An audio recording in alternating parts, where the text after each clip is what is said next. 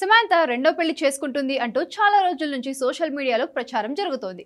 ఆమె నుంచి ఎలాంటి సమాధానం లేకపోయినా కూడా ఆమెను అభిమానించే వాళ్ళు మాత్రం త్వరగా పెళ్లి చేసుకొని లైఫ్ లో సెటిల్ అయిపోండి అని చెబుతున్నారు. కొన్ని రోజులుగా బాలీవుడ్ దర్శకుడు రాజ్ నిడమూరితో సమంత డేటింగ్ చేస్తోందనే వార్తలు బలంగా వినిపిస్తున్నాయి. వీటి మీద ఇద్దరు సైలెంట్ గానే ఉన్నారు, కానీ ఇవ్వాల్సిన హింట్స్ అన్ని ఇస్తున్నారు.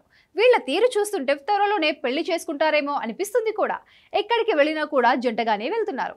సోషల్ మీడియాలో వీళ్ళిద్దరి ఫోటోల మీద మీమ్స్ కూడా బాగానే వస్తున్నాయి. మరోవైపు రాజ్ కూడా భార్యతో విడాకుల కోసం అప్లై చేశాడు. అక్కడ అధికారికంగా విడాకులు రాగానే ఇక్కడ సమంత మెడలో 3 ముళ్ళు వేస్తాడు అని తెలుస్తోంది. తిరుపతి నేపథ్యం ఉన్న రాజ్ ముంబైలో సెటిల్ అయ్యాడు. అక్కడే వెబ్ సిరీస్లు చేస్తూ స్టార్ డైరెక్టర్ అయిపోయాడు. సమంత ప్రధాన పాత్రలో వచ్చిన ఫ్యామిలీ మ్యాన్ 2 సిటాడిల్ సిరీస్లు తెరకెక్కించింది ఈయనే. అదే సమయంలో ఇద్దరు ప్రేమలో పడ్డారు అని తెలుస్తోంది. అప్పటి నుంచి కూడా ఇద్దరు కలిసి ఉంటున్నారు అని ప్రచారం కూడా జరుగుతోంది. నిజానికి నాగ చైతన్యతో విడాకులకు ప్రధానమైన కారణాలలో ఇది కూడా ఒకటి అని వార్తలు వినిపిస్తున్నాయి. ఇక చైతుతో విడాకుల తర్వాత పూర్తిగా బాలీవుడ్లోనే సెటిల్ అయిపోయింది ఈ ముద్దుగుమ్మ. తెలుగులో అడపాదడపా కనిపించడమే కానీ సినిమాలు కూడా చేయడం లేదు. ఇక ఇద్దరు త్వరలోనే పెళ్లి చేసుకోబోతున్నారని, అక్టోబర్ 6న వీళ్ళ పెళ్లికి ముహూర్తం కూడా సెట్ అయింది అని తెలుస్తోంది. ఇక్కడే ఒక ట్విస్ట్ ఉంది. సమంత నాగ చైతన్య పెళ్లి కూడా అక్టోబర్ 6న జరిగింది. 2017లో ఈ ఇద్దరు ఒకటయ్యారు. 4 ఏళ్ల కాపురం తర్వాత విడాకులు తీసుకున్నారు.